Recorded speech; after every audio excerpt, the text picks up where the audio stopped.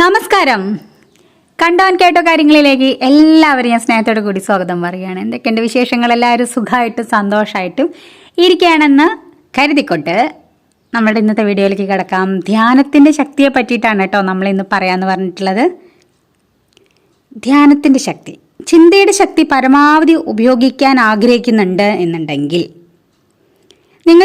നിങ്ങളുടെ ചിന്തകളെ ഉപബോധ മനസ്സിലേക്ക് തിരിച്ചു വിടണം. മസ്തിഷ്കത്തിൻ്റെ തലച്ചോറിൽ നിന്നും സ്വതന്ത്രമായി ചിന്തിക്കാൻ നിങ്ങൾ ബോധപൂർവം പരിശീലിക്കണം എന്ന് പറയുക. അതിശയകരവും പ്രയോജനപ്രദവുമായിട്ടുള്ള ഒരു ഉപകരണമാണ് നമ്മളുടെ തലച്ചോറ്, മസ്തിഷ്കം. ഇത് നമുക്ക് ആർക്കും അതിൻ്റെ അകത്തേക്കൊരു എതിരഭിപ്രായം ഉണ്ടാവില്ല, അല്ലേ? സമ്മതിക്കാണ്ട് തരില്ല. എന്നാൽ ഏറ്റവും ഉദാത്തമായ സൃഷ്ടിയുടെ കാര്യത്തിൽ അത് അങ്ങനെ അനുവദിക്കാത്ത ഒരു കവചമായിട്ട് അങ്ങനെ നിലനിൽക്കുകയാണ്. അത് അനക്കമില്ലാത്ത പോലെയാണ് നിൽക്കുന്നത്.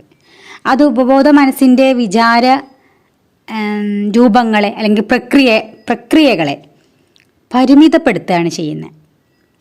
ഇവിടെയാണ് നമ്മൾ ധ്യാനത്തിൻ്റെ ആവശ്യകത അല്ലെങ്കിൽ ധ്യാനത്തിൻ്റെ മൂല്യം എന്താണെന്ന് നമ്മൾ മനസ്സിലാക്കേണ്ടത്. എന്താണ് ധ്യാനം? നമ്മളിതിൽ ചെറിയൊരു മെഡിറ്റേഷനൊക്കെ ഒരു 2-3 മിനിറ്റിൻ്റെ മെഡിറ്റേഷനൊക്കെ നമ്മൾ കഴിഞ്ഞ വീഡിയോയിലൊക്കെ പറഞ്ഞിട്ടുണ്ടായിരുന്നു. അതൊക്കെ കുറച്ച് പേര് കണ്ടിട്ടുണ്ട്. അത്യാവശ്യം നല്ല വ്യൂസൊക്കെ വന്നിട്ടുണ്ടായിരുന്നു അതിനൊക്കെ. എങ്കിലും നമ്മൾ വീണ്ടും പറയുകയാണ്. എന്താണ് ധ്യാനം?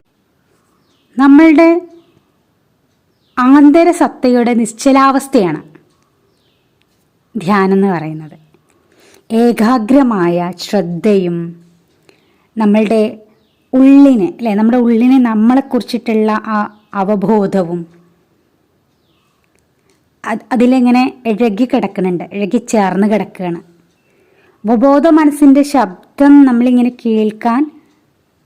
കേൾക്കുന്നതിന് ഇത് സഹായിക്കും. ഇത് ധ്യാനം ചെയ്യുമ്പോഴാണ് നമ്മൾ ഉപബോധ മനസ്സുമായിട്ട് നമ്മൾ കമ്മ്യൂണിക്കേറ്റ് ചെയ്യുന്നത്. നിങ്ങളിൽ കൂടിക്കൊള്ളുന്ന ശക്തിയെ വെളിച്ചത്തേക്ക് കൊണ്ടുവരുവാൻ സഹായിക്കുന്ന ഏറ്റവും പ്രധാനപ്പെട്ട ഉപകരണങ്ങളിൽ ഒന്നാണ് ധ്യാനം. ഇതാണ് ധ്യാനം. ശരിക്കും ഇങ്ങനെ പറയാം, ഇതാണ് ധ്യാനം. നമ്മൾ ഈ ലോകത്തിൻ്റെ അല്ലെങ്കിൽ ജീവിതത്തിൻ്റെ തിടുക്കപ്പാച്ചിലുകളിൽ നിന്നോ നമുക്കൊന്ന് വിട്ടുമാറിയിട്ട് ഓരോ ദിവസവും നമ്മൾ കുറച്ചു നേരം അല്പസമയം നിങ്ങൾ നിശബ്ദതയ്ക്കും ധ്യാനത്തിനും വേണ്ടിയിട്ടൊക്കെ നമ്മൾ മാറ്റി വെച്ചേ പറ്റൂ. ആകെ ബഹളാണ്, കോലാഹലം എന്നൊക്കെ പറയില്ല, നമ്മൾ ബഹളമയമാണ് ജീവിതം. അതിൽ നമ്മൾ ഒരു മരുപ്പച്ച ഉണ്ടാക്കുക എന്നൊക്കെ പറയില്ലേ, ഒരു പ്രകൃതിയുടെ കൂടെ ഇരിക്കുക, നമ്മൾ സ്വയം സൃഷ്ടിച്ചെടുക്കുന്ന ഒരു മരുപ്പച്ചയുടെ കൂടെ, അങ്ങനെ തന്നെ പറയാം അല്ലേ? അത് നല്ല ഭംഗിയുള്ളൊരു പ്രയോഗം. നമ്മൾ തന്നെ സൃഷ്ടിച്ചെടുക്കുന്ന ഒരു മരുപ്പച്ചയുടെ കൂടെ നമുക്ക് ഇരിക്കാൻ സാധിക്കും. സൃഷ്ടിച്ചെടുക്കണം. ലോകത്തിലെ ഏറ്റവും മഹാന്മാരായ ചിലർ ഇടയ്ക്കിടെ മറ്റുള്ളവരുമായുള്ള എല്ലാ ബഹളങ്ങളും ഒഴിവാക്കാറുണ്ട്. അവരെല്ലാറ്റിൽ നിന്നും അങ്ങോട്ട് വിട്ടു നിൽക്കും. കുറച്ച് സമയത്തേക്ക് അപ്രകാരം ചെയ്യാൻ വേണ്ടിയിട്ട് നിങ്ങൾ ഓരോരുത്തരും പഠിക്കണം. അത് പഠിക്കേണ്ട ഒരു കാര്യമാണ്. എങ്ങനെ അത് ചെയ്യാം? നിങ്ങളുടെ വായനാമുറിയോ അതോ അല്ലെങ്കിൽ നിങ്ങളെ വീട്ടിൽ സാധാരണ ഉപയോഗിക്കുന്ന റൂമായാലും കുഴപ്പമില്ല, ഉപയോഗിക്കാത്ത മുറികളുണ്ടെങ്കിലും അതൊന്നുമില്ലെങ്കിലും നമ്മുടെ കിടക്കണ റൂം തന്നെ ഇതിനായിട്ട് നമ്മൾ തിരഞ്ഞെടുക്കുക. ധ്യാനിക്കാനിരിക്കുന്ന സമയത്ത് അല്ലെങ്കിൽ ആ സമയങ്ങളിൽ നിങ്ങൾ ആരും ശല്യപ്പെടുത്തുകയില്ല എന്ന് ഉറപ്പ് വരുത്തണം കേട്ടോ. അത് വളരെ പ്രധാനമായിട്ടുള്ളൊരു കാര്യമാണ്. കാരണം ഓരോ വ്യക്തിയിൽ നിന്നും അയാളുടേതായിട്ടുള്ള ഊർജസ്പന്ദങ്ങൾ പ്രകടമായിട്ടല്ലാതെ തന്നെ പുറത്തേക്ക് പോകുന്നുണ്ട്. അതുകൊണ്ടാണ് നിങ്ങൾ ധ്യാനിക്കാനിരിക്കുന്നിടത്ത് വേറൊരാളുടെ പ്രസൻസ് ഉണ്ടാവരുതെന്ന് പറയുന്നത്. കാരണം നിങ്ങളുടെ മറ്റുള്ളവരിൽ നിന്നുള്ള അവരിൽ നിന്ന് പുറപ്പെടുന്ന ഈ ഊർജത്തിൻ്റെ സ്പന്ദങ്ങൾ നിങ്ങളുടെ ഈ ഊർജ്ജ സ്പന്ദങ്ങളുമായിട്ട് ചിലപ്പോൾ നെഗറ്റീവായിട്ട് വരാം, അല്ലെങ്കിൽ അതിനെ ദുർബലപ്പെടുത്തുക എന്ന് പറയില്ലേ, അതിനെ നമുക്ക് ഒരു ഡാമേജ് ഉണ്ടാക്കുന്നു. കാരണം അവർ വേറെ ചിന്തയിലും പ്രവൃത്തിയിലും ഒക്കെ ആണെന്നുണ്ടെങ്കിൽ നമ്മൾ മനസ്സ് ശരീരവും ഒന്ന് റിലാക്സ് ചെയ്യാൻ വേണ്ടിയിട്ട് ഇരിക്കുമ്പോഴേ, അതുകൊണ്ടാണ് ഒറ്റയ്ക്ക് കഴിയുന്നതും ഇരിക്കണം എന്ന് പറയുന്നത്. ധ്യാനിക്കാനിരിക്കുന്ന സമയത്ത് നിങ്ങളുടെ സമീപത്ത് കഴിയുന്നതും ആരും വരാതിരിക്കാൻ നിങ്ങൾ പ്രത്യേകം ശ്രദ്ധിക്കുക. എല്ലാ ശബ്ദങ്ങളെയും ഒഴിവാക്കി നിങ്ങൾ ഉപബോധ മനസ്സിൻ്റെ നിയന്ത്രണങ്ങൾക്ക് ചെവി കൊടുക്കുക, അല്ലെങ്കിൽ ചെവി ഓർക്കുക. നമ്മൾ അതിന് ശ്രദ്ധിക്കുക. എന്തിനോ വേണ്ടി കാതോർത്തിരിക്കുന്ന നിലയിലാണ് നിങ്ങൾ ഇരിക്കേണ്ടത്, അല്ലെങ്കിൽ ഈ നിലയാണ് സ്വീകരിക്കേണ്ടത്. ഈ ലോകത്തെക്കുറിച്ചും ചിന്തിച്ചു കൊണ്ടിരിക്കുന്ന സമയത്ത് നിങ്ങൾക്ക് നിശബ്ദതയിലേക്ക് പ്രവേശിക്കാൻ സാധിക്കില്ല. അതിന് നമ്മുടെ ചുറ്റുപാടുകളും നമ്മുടെ ആ ബഹളവും ചിന്തകളും അല്ലേ, നമ്മൾ അലട്ടിക്കൊണ്ടിരിക്കുന്ന കാര്യങ്ങൾ, അല്ലെങ്കിൽ സന്തോഷമോ സങ്കടമോ ടെൻഷൻ എന്തോ ആയിക്കോട്ടെ, അതെല്ലാം നമ്മൾ ഇങ്ങനെ ഇരുന്ന് കഴിഞ്ഞാൽ നമുക്ക് നല്ലൊരു ധ്യാനാവസ്ഥയിലേക്ക് എത്താൻ പറ്റില്ല. അതിൻ്റെ കൂടെ അതിനൊക്കെ ഒന്ന് ഒബ്സർവ് ചെയ്യുക, അതിനുശേഷം അവരെയൊക്കെ അങ്ങോട്ട് മാറ്റി വെക്കാൻ പറ്റണം. ചിന്തകളെ നിശബ്ദമാക്കേണ്ടത് വളരെ പ്രധാനമാണ് കേട്ടോ. മനസ്സിനെ ശൂന്യമാക്കണം. മനസ്സിനെ നിയന്ത്രിക്കാൻ പഠിക്കേണ്ടത് ഇതാണ്. നമ്മൾ പറയില്ലേ, മനസ്സ് കൺട്രോൾ ചെയ്യൂ, അല്ലെങ്കിൽ നമ്മളതിനെ ശ്രദ്ധിക്കുക, അതിനെ നമ്മൾ അടച്ചു വെക്കേണ്ടത് അല്ലേ, മനസ്സിൻ്റെ ഈ ചിന്തകളെ നിയന്ത്രിച്ച് അടച്ചു വെക്കേണ്ടത് നമുക്ക് അത്യാവശ്യമാണ്. മെഡിറ്റേഷനിലിരിക്കുമ്പോൾ ബാഹ്യമായിട്ടുള്ള നമ്മുടെ ചുറ്റുപാടുകളിൽ നടക്കുന്ന കാര്യങ്ങൾക്കെതിരെ മനസ്സിൻ്റെ വാതിൽ നമ്മൾ ഇങ്ങനെ അടച്ചു വെക്കണം. ധ്യാനിക്കാനിരിക്കുമ്പോൾ കുറഞ്ഞത് നമ്മൾ ഒരു 3 മിനിറ്റ് അങ്ങ് തുടങ്ങിയിട്ട്, ഒരു 3 മിനിറ്റിൽ ആദ്യം പ്രാക്ടീസ് ചെയ്ത് വരുമ്പോൾ ഒരു 3 മിനിറ്റ് 5 മിനിറ്റൊക്കെ നമ്മൾ ധ്യാനത്തിലിരുന്ന് പതിയെ നമ്മൾ കുറഞ്ഞത് ഒരു അരമണിക്കൂർ നേരത്തേക്കെങ്കിലും ഓരോ ദിവസവും നമ്മൾ ധ്യാനത്തിലിരിക്കാൻ ശ്രമിക്കുക. കഴിയുമെങ്കിൽ അതിനായിട്ട് നിങ്ങളൊരു ഒരു സമയം തിരഞ്ഞെടുത്താൽ വളരെ നല്ലത്. ഇനിയിപ്പോൾ ആ അരമണിക്കൂർ എന്നുള്ളത് നമുക്ക് 1 മണിക്കൂറായിട്ട് പതിയെ കൊണ്ടുവരാനും പറ്റും. നമ്മുടെ ഉള്ളിലുള്ള ശക്തിയെ പുറത്ത് കൊണ്ടുവരാൻ വേണ്ടി നമ്മൾ വളരെ ദീർഘമായിട്ടുള്ള അല്ലെങ്കിൽ നീണ്ട ധ്യാനത്തിലേക്ക് പോകുന്നത് വളരെ നല്ലതാണ്. അതെന്തിനാന്ന് വെച്ചാൽ നിങ്ങൾക്കും ഈ അവസ്ഥയിൽ നിങ്ങൾക്കും നിങ്ങളുടെ ഉപബോധ മനസ്സിനും ഇടയിൽ ഒരു ട്രാൻസ്മിറ്റിംഗ് സ്റ്റേഷനായിട്ട് നിങ്ങൾ മാറും. അങ്ങേയറ്റം പ്രയോജനകരമായിട്ടുള്ള ആശയങ്ങൾ നിങ്ങൾക്ക് നൽകാൻ ഉപബോധ മനസ്സിന് കഴിയും. നിങ്ങൾ ചെയ്യുന്ന എന്തിലും വിജയത്തിന് വേണ്ടിയിട്ടല്ലേ, നമ്മൾ ചെയ്യുന്ന കാര്യങ്ങളിൽ നമുക്കൊരു പോസിറ്റീവ് റിസൾട്ട് കിട്ടാൻ വേണ്ടിയിട്ടൊക്കെ ആണല്ലോ ധ്യാനത്തിലേക്കൊക്കെ നമ്മൾ തിരിയുന്നത്. ഇങ്ങനെയൊക്കെയാണ് നമ്മൾ 6th സെൻസൊക്കെ വികസിപ്പിച്ചെടുക്കുന്നത്. 6ാം ഇന്ദ്രിയത്തെ പറ്റിയിട്ടൊക്കെ നമ്മൾ ഇനി വരുന്നുണ്ട്, കേട്ടിട്ടുണ്ടാവും. ഇതിനോടൊക്കെ താല്പര്യമുള്ള ആളുകൾ ഇതിനൊക്കെ ഉള്ള ഒരുപാട് മാർഗങ്ങൾ തേടിപ്പിടിക്കും. സാധാരണ കാര്യങ്ങൾ അല്ലെങ്കിൽ കാര്യങ്ങളെ നമ്മൾ സാധാരണ ബുദ്ധി കൊണ്ടൊന്നും വിശകലനം ചെയ്യേണ്ട ആവശ്യമുണ്ട്, മനസ്സിലാവുണ്ടോ? എന്നാൽ നിങ്ങൾ ചിന്തിച്ചുറപ്പിച്ചതുപോലെയൊന്നും സംഭവിക്കണമെന്നില്ല കേട്ടോ.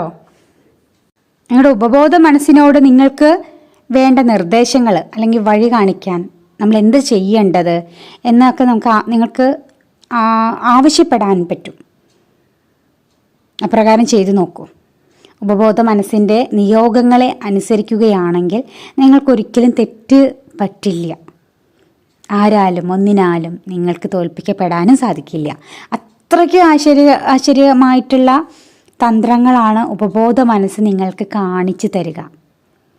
ധ്യാന സ്ഥലത്തേക്ക് കൂടുതൽ പോകുന്നതിനനുസരിച്ചിട്ട് അതായത് അതിൻ്റെ ടൈമിങ്ങിൽ വരുന്ന വ്യത്യാസം അല്ലേ, ഒരു 3 മിനിറ്റ് തൊട്ട് നമ്മൾ 5 അരമണിക്കൂർ അല്ലേ, 20 മിനിറ്റ് കഴിഞ്ഞ് പിന്നെ അരമണിക്കൂർ, അങ്ങനെ 1 മണിക്കൂറൊക്കെ ആയിട്ട് നമ്മൾ അതിൻ്റെ ദീർഘം വരുന്നതിനനുസരിച്ചിട്ട് സമയം കൂടുതൽ എടുക്കുമ്പോൾ നിങ്ങളതിനെ കൂടുതലായിട്ട് ഇഷ്ടപ്പെടാനാണ് തുടങ്ങുക. ആദ്യം നമുക്ക് വളരെ ഇഷ്ടം തോന്നും. മനസ്സിനെ ശൂന്യമാക്കി ചിന്തകളെ ഉള്ളിലേക്ക് നമുക്ക് തിരിച്ച് പെട്ടെന്ന് തന്നെ അതൊക്കെ നിങ്ങൾക്ക് മനസ്സിലാക്കാനും തിരിച്ചറിയാനും പറ്റും. നിങ്ങൾക്ക് എന്തോ കേൾക്കാൻ കഴിയുന്നുണ്ട്. എവിടെയെങ്കിലും പോകണോ, ആരെങ്കിലും ചെന്ന് കാണാനോ ഉള്ള ഒരു പ്രേരണ. സംശയിക്കേണ്ട, ഉപബോധ മനസ്സ് നിങ്ങൾക്ക് മാർഗനിർദ്ദേശം നൽകി തുടങ്ങുന്നുണ്ട്. ഇതൊക്കെ ഈ ഡീപ്പ് മെഡിറ്റേഷനിലേക്ക് പോണ സമയങ്ങളിൽ സംഭവിക്കുന്ന കാര്യങ്ങളാണ് കേട്ടോ. നിങ്ങളുടെ വിചാരങ്ങൾ ഒരു നോട്ട് പുസ്തകത്തിൽ കുറിച്ച് വയ്ക്കുക. അതിൽ വലിയ പുള്ളി വിടാതെ അവയ്ക്ക് അനുസരണമായിട്ട് നിങ്ങളൊന്ന് പ്രവർത്തിച്ചു നോക്കൂ. എവിടെ പോകണമെന്നും ആരെ കാണണമെന്നും ഏത് പുസ്തകം വായിക്കണമെന്നും ഉപബോധ മനസ്സ് നിങ്ങളോട് ഉപദേശിക്കും, അല്ലെങ്കിൽ നിങ്ങൾക്ക് നിർദ്ദേശം നൽകും. ഇതുവരെ നിങ്ങൾക്കെതിരെ അടയ്ക്കപ്പെട്ടിരുന്ന വാതിലുകൾ നിങ്ങൾക്കായി തുറക്കപ്പെടും. അതിനേക്കാൾ മനോഹരമായിട്ടുള്ളൊരു കാര്യം എന്താണെന്നറിയോ? നമ്മളിങ്ങനെ സ്ഥിരമായിട്ട് ധ്യാനത്തിലേക്ക് പോണ ഒരാളാണെങ്കിൽ നമ്മളത് നേരെ വഴിക്ക് നയിക്കും, ശുദ്ധീകരിക്കും നമ്മളെ. ഓരോ ചിന്തകളെയും അത് അടിപൊളിയാക്കും. മോശമായി ചിന്തിക്കാനും സംസാരിക്കാനും നമ്മൾക്ക് തന്നെ നാണക്കേട് തോന്നും. തെറ്റായ ഒരു കാര്യങ്ങളിലൊന്നും ചെന്ന് നമ്മൾ പെടില്ല. നിങ്ങളുടെ മനസ്സ് അത്തരത്തിലേക്ക് പോയി അല്ലേ, അങ്ങനത്തെ മൃഗീയമായിട്ടുള്ള വാസനകളൊന്നും നമ്മളിൽ വരില്ല. മനസ്സിന് നല്ല ധൈര്യം ഉണ്ടാക്കി എടുക്കാൻ പറ്റും. നമുക്ക് അറിയാത്ത കാര്യങ്ങൾ അറിയാനുള്ള ഒരു ആഗ്രഹം ഉണ്ടാവുക. അതിനുവേണ്ടി നമ്മളൊരു ശ്രമം നടത്തും. ശരിയായിട്ടുള്ള രീതിയിലാണ് നമ്മളിത് പരിശീലിക്കണമെന്നുണ്ടെങ്കിൽ ധ്യാനം നമ്മെ പല പല പല കാര്യങ്ങളിലായിരിക്കും സഹായിക്കുക. അത് നമ്മൾ ശ്രദ്ധ കേന്ദ്രീകരിച്ചിരിക്കലല്ല കേട്ടോ പ്രധാനം. പ്രത്യേകിച്ചിട്ട് എന്തെങ്കിലും ഒരു കാര്യം നിങ്ങൾ ആഗ്രഹിക്കുന്നുണ്ടെന്നുണ്ടെങ്കിൽ അതിന് നമുക്ക് പ്രതിരൂപങ്ങൾ ഏറെ സഹായിക്കുന്ന ഒരു കാര്യമാണ് കേട്ടോ. പ്രത്യേകിച്ച് നമുക്ക് വസ്തുക്കളുടെയൊക്കെ നമുക്ക് വളരെ ആവശ്യമുള്ളൊരു വസ്തു നമുക്ക് വളരെ അത്യാവശ്യമാണ്, അല്ലെങ്കിൽ നമ്മളെ വലിയൊരു മോഹമാണെന്നുണ്ടെങ്കിൽ, ആഗ്രഹമാണെന്നുണ്ടെങ്കിൽ അതിൻ്റെ ഒരു ചിത്രമൊക്കെ നമുക്ക് വെച്ചിട്ട് നമുക്ക് ഇതുപോലെ മെഡിറ്റേഷനിലേക്ക് പോയി കഴിഞ്ഞാൽ ഈ പ്രതിരൂപങ്ങൾ ഇതാ പറയണത്, ഇത്തരം വസ്തുക്കളുടെ പ്രതിരൂപങ്ങൾ നമ്മൾ മെഡിറ്റേറ്റ് ചെയ്യുമ്പോൾ നമ്മൾ അതിലേക്ക് ഫോക്കസ് ചെയ്തിട്ട് മെഡിറ്റേറ്റ് ചെയ്യുകയാണെന്നുണ്ടെങ്കിൽ അത് നമ്മളിലേക്ക് എത്രയും പെട്ടെന്ന് എത്തിച്ചേരും. ഇങ്ങനെയുണ്ട്. ഇങ്ങനെ ഒരുപാട് കാര്യങ്ങളുണ്ട്. ഒരുപാട് കാര്യങ്ങൾ നമുക്ക് നമ്മുടെ ചിന്തകൾക്കും അപ്പുറത്തേക്കാണ് ധ്യാനം കൊണ്ട് ഉണ്ടാവുന്ന അത്ഭുതങ്ങൾ. ഇനി അത് നമുക്ക് പ്രത്യക്ഷത്തിൽ നമ്മുടെ ജീവിതത്തിൽ അത്യാവശ്യമായിട്ട് വേണ്ടുന്ന കാര്യങ്ങളെയാണ് നോക്കുന്നെങ്കിൽ അങ്ങനെ, അതല്ലാണ്ട് മനസ്സിന് സന്തോഷം സമാധാനം മാത്രം മതി അല്ലേ, അങ്ങനത്തെ ഒരു അവസ്ഥയാണെന്നുണ്ടെങ്കിൽ അങ്ങനെ. അതല്ല നമുക്ക് അല്ലേ, ഓരോരുത്തർക്കും ഓരോരോ രീതിയിലായിരിക്കുമല്ലോ താല്പര്യങ്ങൾ ഉണ്ടാവുക. അപ്പോൾ അതിന് വേണ്ടിയിട്ട് ധ്യാനം നിങ്ങളെ സഹായിക്കട്ടെ. ഒപ്പം നിങ്ങളുടെ ചിന്തകളെ ഒന്നും കൂടെ ഉയർത്തണം. കാരണം നിങ്ങളുടെ പ്രിയപ്പെട്ടവർക്കെല്ലാം, നിങ്ങളുടെ സുഹൃത്തുക്കൾക്കും ശത്രുക്കൾക്കും ബന്ധുക്കൾക്കും മാത്രമല്ല, ഈ പ്രപഞ്ചത്തിൽ ജീവിക്കുന്ന അനേകം മനുഷ്യനും അല്ലേ മൃഗങ്ങളും ഒക്കെ ഉണ്ട്. ജീവിക്കുന്നവരും ശ്വസിക്കുകയും ചെയ്യുന്ന സകലതിനും നന്മ നേരണം. അവർക്കൊക്കെ നന്മ ഉണ്ടാവട്ടെ എന്ന് വിചാരിക്കാം. സ്വന്തം ലക്ഷ്യം നേടുന്നതിൽ നിന്ന് നിങ്ങളെ ഒന്നിനും പിന്തിരിപ്പിക്കാൻ കഴിയില്ലെന്ന് നിങ്ങളോട് തന്നെ നിങ്ങൾ പറയണം. ഞാൻ ഇറങ്ങി തിരിച്ചിരിക്കുകയാണെന്ന് പറയാം. ആരെയും കുറിച്ചിട്ട് നമ്മൾ മോശമായിട്ടുള്ള കാര്യങ്ങളൊന്നും ചിന്തിക്കുകയും പറയുകയൊന്നും വേണ്ട കേട്ടോ, ഒന്നും പറയണ്ട. അത് നമ്മളുടെ മനസ്സിന് നമ്മളൊരു ഉറപ്പ് കൊടുക്കുക. നമ്മൾ ശബ്ദം ചെയ്യാന്നൊക്കെ പറയില്ലേ, അതും ആവശ്യമാണ്. ശുദ്ധി പുലർത്തുക, ഇതൊക്കെ ഞാൻ കഴിഞ്ഞ വീഡിയോയിലും പറഞ്ഞിട്ടുണ്ടായിരുന്നു തോന്നുന്നു. ശുദ്ധി പുലർത്തുക, നിങ്ങളുടെ ചിന്താ തരംഗങ്ങൾ കൂടുതൽ ശക്തമായി തീരും. അപ്പോൾ നമ്മൾ ചീത്തയും മോശപ്പെട്ടതുമായിട്ടുള്ള ചിന്തകൾ വെച്ച് പുലർത്തിയിട്ടുണ്ടെങ്കിൽ കാലങ്ങളോളം അങ്ങനെ അത് കൊണ്ടു നടക്കുന്ന കാലങ്ങൾ നിങ്ങൾ ജീവിതത്തിലേക്ക് ഒരു ഉന്നതി നിങ്ങൾക്ക് നേടാൻ പറ്റില്ല. നിങ്ങൾ ആഗ്രഹിക്കുന്ന ഒന്നും നിങ്ങൾക്ക് ലഭിക്കുകയില്ല. ഈശ്വരൻ മനുഷ്യന് നൽകിയിട്ടുള്ള ഏറ്റവും അമൂല്യമായ സിദ്ധികളിൽ ഒന്നാണ് ഉപബോധ മനസ്സിൻ്റെ ശബ്ദം. ഈ സിദ്ധിയെ ഉപയോഗപ്പെടുത്താൻ പഠിച്ചാൽ ഒരുവന് നേടാൻ കഴിയാത്തതായിട്ട് ഒന്നും ഉണ്ടാവില്ല ഈ ലോകത്ത്. ഉപബോധ മനസ്സിൻ്റെ വഴികാട്ടിയാകാൻ തയ്യാറായാൽ നമ്മുടെ ആകാശത്തിന് അതിരുകൾ ഉണ്ടാവില്ല. ഇത്രയും പറഞ്ഞുകൊണ്ട് ഇന്നത്തെ വീഡിയോ അവസാനിപ്പിക്കുകയാണ്. അടുത്ത വീഡിയോയിൽ നമ്മൾ പ്രാർത്ഥനയുടെ ശക്തിയെക്കുറിച്ചിട്ടാണ് പറയുന്നത്. അപ്പം നമുക്ക് വീണ്ടും കാണാം. ഇതുവരെയും കണ്ടും കേട്ടും ഇരുന്ന എല്ലാവർക്കും എൻ്റെ സ്നേഹ സന്തോഷമൊക്കെ കൂടെ അറിയിക്കുകയാണ്. പുതിയതായിട്ട് നമ്മുടെ ചാനൽ കാണുന്ന ആൾക്കാരുണ്ടെന്നുണ്ടെങ്കിൽ ചാനൽ ഇഷ്ടപ്പെടുകയാണെന്നുണ്ടെങ്കിൽ ലൈക്കും ഷെയറും കമൻറ്റുകളൊക്കെ തരിക. അപ്പോൾ വീണ്ടും കാണാം. താങ്ക്